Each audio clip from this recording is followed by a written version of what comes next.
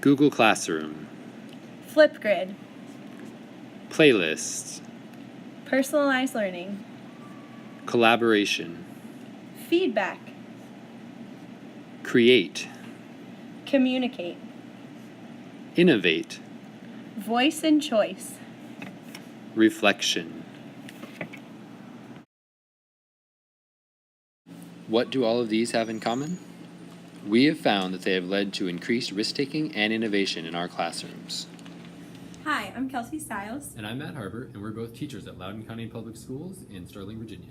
And our driving question for our roundtable is going to be, how can we, as educators, model innovation and risk-taking for our students in an effort to provide them with the skills that they need for success?